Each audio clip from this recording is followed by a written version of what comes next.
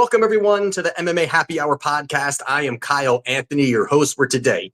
We are talking UFC Vegas 100. We've got Carlos Prates versus Neil Magny. We're going to be breaking down 4 fights here on the show today, and we are 1 week away from UFC 309, which I will be in attendance. Got my great seats locked in. Pumped up about it. If you have not been to a live UFC event, you need to get your ass to one of those. Absolutely amazing atmosphere. And especially, I got to say, pay-per-view events, title fight events are the best sporting events you can go to live, period. That is just, I may be a little biased, but that is my opinion there. I do think they're amazing. So I am absolutely fired up for it. Maybe able to get into the VIP party again, like I did the last time for the MSG event. So pumped up about it. But we'll talk about that next week. For this week, we have a 4% play locked in. We'll be adding to it. If you want to become a client, link down in the description. And with that being said, hit the like button. Appreciate everybody liking, subscribing, all those things, helping the algorithm out. And let's get into the main event of the evening between Carlos Prates and Neil Magny. Now, listen, I am not diving in to this one very deep. This line has gotten completely out of control, and I get it. Listen, I get it. Carlos Prates is an absolute animal. He is a knockout machine. He has looked fantastic overall. And this does feel like a squash spot for Carlos Prates at this point, where Neil Magny is at this point. That's also not good either. He's just, he's a guy that if you start chopping at his legs, he will probably really start to wilt. And I think with Prates and his kickboxing and his high-level Muay Thai, he's just going to go out there and really dominate here. So I'm not diving into this one. I do think we're actually really talking 5 fights here on the show today. But I'm not really diving into this one here. I just think this line is absolutely crazy. Neil Magny does have somewhat of a path. I mean, if he can kind of weather the storm and start to lean on and wear on Prates, that could be a path for him. But I think the fighting nerds are going to have Prates completely ready for this. And I do think it's a knockout spot for him. Even the knockout you're looking at is like minus 300, minus 400. So it's a fight that I am not touching at this point from a betting perspective. But again, I do like Prates via knockout to get the job done. But let's talk something else here. Let's talk Bernardo Sopa versus Ricky Turcios. Now, you got Sopa here. He's minus 340. On the comeback, we got Ricky Turcios. He is plus 265. Now, looking at this fight here, you've got Prates. You've got Sopa, who is coming off a knockout loss to Vinicius Oliveira. Now, Vinicius Oliveira is an absolute animal, but not only that Sopa was coming in on short notice and really a tall ask for him to come in there and defeat a guy like that. But with that being said, he goes out there and really had a good account of himself. The first 2 rounds, getting takedowns, getting control time, look good on the feet, coming forward and really brought it to Oliveira, and which was very surprising. And he looked fantastic. Did get knocked out brutally, but I think that it's going to be a learning spot for him. This kid is 24 years old. He's only going to get better. Now, the wrestling path for me in this spot is absolutely going to be there for Sopa.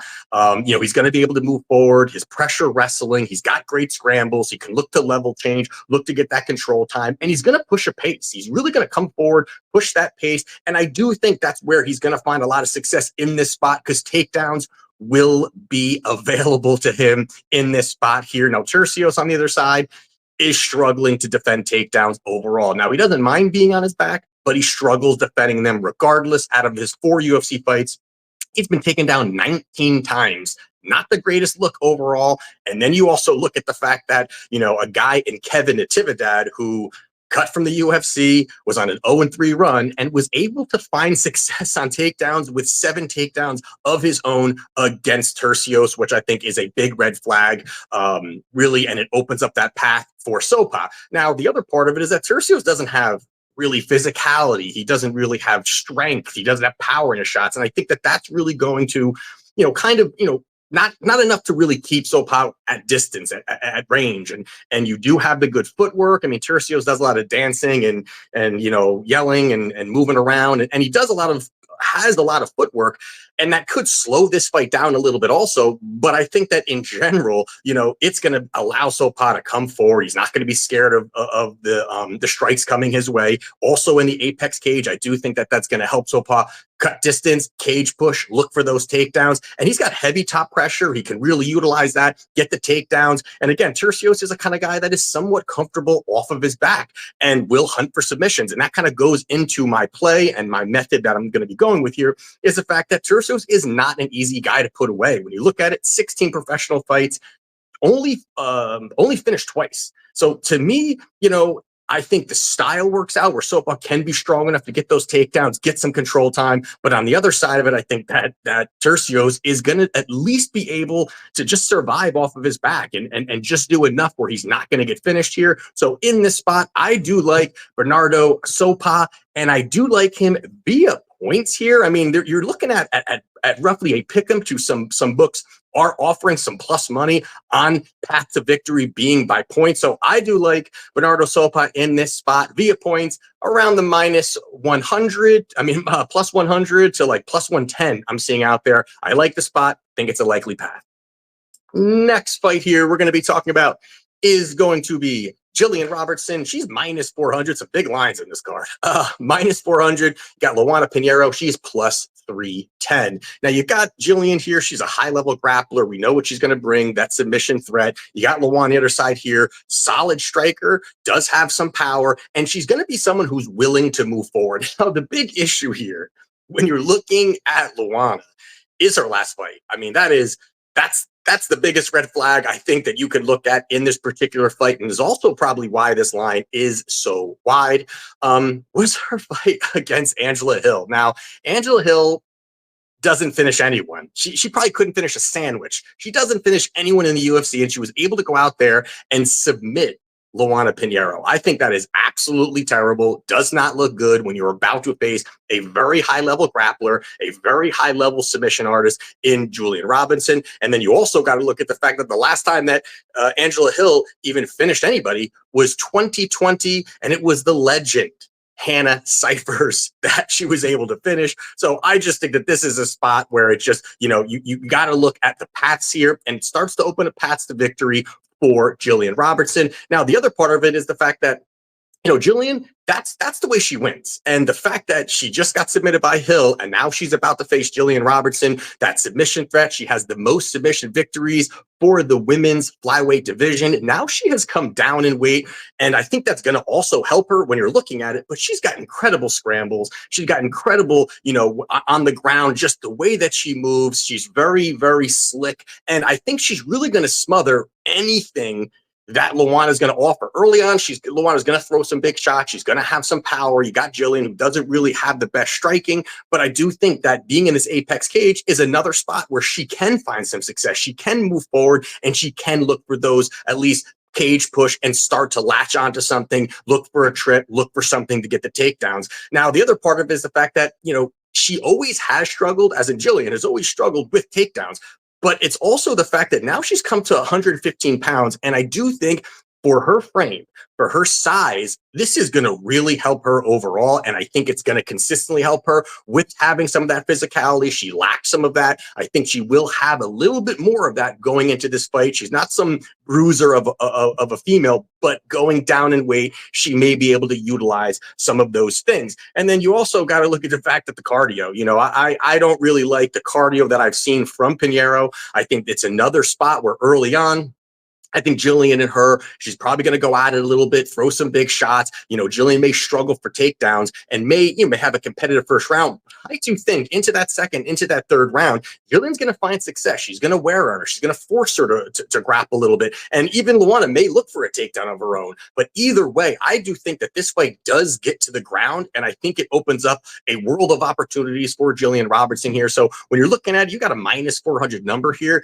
Now, by submission, is about plus 120, somewhere around there, depending where you're shopping it. And inside the distance is minus 130. And for me in this spot here, to cover all angles, I do like Jillian Robertson inside the distance at minus 130. I think is a good number here. I don't think this goes to the scorecard. I do think that Luana is going to fade as this fight goes on, opens up opportunities for Jillian. So I do like Jillian Robertson via submission. I mean, no, not via submission, inside the distance, minus 130. And the next one here we're going to talk about is De Ridder versus Meerschaert here. And now we got De Ridder here. He's minus 300. You've got Meerschaert in the comeback plus 240. Now Ridder here, two division champion from ONE FC. This making his UFC debut, coming up against Gerald Meerschaert, UFC veteran, high level grappler overall, and a submission threat. Now, this line opened up around, minus 250 for De Ridder. And, I thought out the gate that was already kind of wide. I thought that was already a wide line, and money has consistently come in on De Ridder here. We're looking at minus 310 in certain spots, minus 315. Line is continuing to climb here, money coming in on him. And I do get it. Another spot where I do understand it, where you've got a guy coming in, he's got two belts, another organization, 17-2 record, big for the division, has submission ability. There are a lot of good things that he does do. But the issue for me in this particular fight is the fact that this is going to be a grappling match. I do think this is where it does go. Now, most people, as we all know, don't want to go to the ground with Meerschaert. They don't want to go around them. They're going to do whatever they can, sprawl and brawls, keep it on the feet, work at range, land some good shots. Meerschaert doesn't have the best striking. That's really the path for people that just don't want to take it to the ground. Plus, Meerschaert struggles getting fights to the ground. He's got a 36% takedown success rate, not the highest, and has struggled really just overall getting the fight to the mat. Situation here is the fact that De Ridder is a guy who is a pure grappler, going to look for takedowns. That is his path. He does not have good striking. And I actually would think that Meerschaert has the better striking between these two, which adds a little bit more for this. Meerschaert, 37 victories, 29 by submission, most submissions in the division's history. So this is where this starts to get interesting here, where the path for Meerschaert kind of lines up here with what De Ridder wants to do. Now, De Ridder, I think he does have ability. I think there are some great things that he does do, but the Meerschaert not having to worry about takedowns or getting the fight there, because he's willing to pull guard in many fights. He's willing to pull guard. But if this is a spot where even if he's on the ground, he's fine doing that. He's got great sweeps, great reversals, transitions. He can hunt for something off of his back. He is just high level when it comes to that. And I do think that's where it's going to provide opportunities here for him to latch something in. And you also got to look at the fact that, De Ridder coming over as a two division champion, it's funny that it's not getting a lot of, there's not much hype behind it really. But it's also the fact that De Ridder's not some young rising prospect that's coming over from, another organization and he's been a killer. Yes, De Ridder's won, but he's 34 years old now. You got, Meerschaert, who's 36. So it's not like these two are wide and this is some rising young talent. And also the fact that he's minus 300 and probably the toughest match that De Ridder's had in his entire career, and then also facing another guy who may have better grappling than him. And plus, I think Meerschaert probably has better striking than De Ridder as well, at least from what I've seen, going back and watching, his past fights, really, really bad striking. But, and also the last thing I'll say about this fight is De Ridder's last fight at ONE FC. Yes, it was a tough fight that, who he was facing, and he lost to him twice. But that second time that he lost, he was getting his ass kicked, slapped around, and then when he literally just gave up, he just stayed on the ground when the ref was telling them to stand up. He stayed on the ground and they waved off the fight. To me, that really questions his heart, his dedication, his motivation, all of those things. And if you're coming into a fight, you're probably your toughest fight, and that's kind of how you kind of leave your legacy at ONE FC. I think that's really bad overall. So for me in this spot, I gotta go GM3 here. I think that Meerschaert gets the job done. I like the plus money at plus 240. I also think a little sprinkle on that submission at plus 550. Great number overall, and another likely path here. So give me Gerald Meerschaert plus 240. And the last one here we're going to be talking about is going to be Tresean Gore minus 195 against Antonio. That should be Antonio Tricoli plus 153. Now, this is a fight here where, listen, it's not the highest level fight. It's not. But I was also very shocked at how wide the line was. I mean, Tresean Gore at nearly a minus 200 favorite, I think is pretty damn wide overall. He's 4-2 in his career, and you've got a guy that, he lost his debut to Brian Battle, not the worst thing, but then he comes back, gets knocked out by Cody Brundage, and then he beats Josh Fremd. Now, the issue here also is the fact that not only does he have limited experience, but also the fact that he's coming off an injury, hasn't fought since October 2022, had 3 canceled fights, and was injured. I mean, these are really bad things when you're talking about a guy with ring rust, coming off an injury, already has not much experience in the cage to begin with. I think really opens up opportunities here for Tricoli. And then you also got to look at the fact that, his physical size, I think, is going to play a factor in this fight. He's going to have a 5-inch reach advantage. He's going to have a 5-inch height advantage. Very long, very lanky. Now, he doesn't have the best striking, but he does have nearly triple the cage experience that Gore has. And I think, again, that's going to play into this a little bit here. And I think that, the wrestling that you're going to have from Gore does have some wrestling, but again, it plays into what Tricoli likes to do. And he's I think a far better jiu-jitsu player on the ground than Gore is. I think he's long, he's lanky, he can find those angles on the ground. And if this is just going to be a stand 'em, bang 'em, swing 'em kind of fight, Tricoli does leave his head in the center line. There are some issues there when you're looking at it, but also if he can play a little bit behind that jab, play a little bit of that range game, I do think that it's going to really cause problems for Gore coming inside, looking to throw those big hooks and not really finding much of that success. And I do think it opens up opportunities for him to work in the clinch, work him up against the fence, cage push a little, even if it gets to the ground. I do like what Tricoli does on the ground here. And then also, the Shara Bullet fight for Tricoli was actually not that bad. I mean, listen, it was an ugly fight to begin with for both of them, but Tricoli coming in on days notice, they're shipping him over to Saudi Arabia, had to, short notice, make weight, do all of those things to get to this fight. And he actually wasn't doing that bad until he literally, his cardio gave out, which you gotta, that's got to partially be, he doesn't, he was not a full training camp. Now it's going to be a full training camp. I do think that plays into this a little bit here. So in this spot here, I got to go Tricoli. The plus money, I think this is a dog or pass spot. I don't think Gore's very good. I also don't think Tricoli's the greatest either, but I do think at this price tag where you're talking about a fight that's probably going to be close, that's probably going to, it could be a, 29-28 or somebody could find something, but that spot, you got to go the dog money here. So I do like Tricoli at plus 153.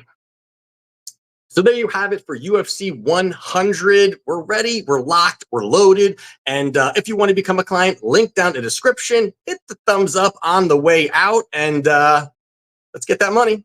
It's cash.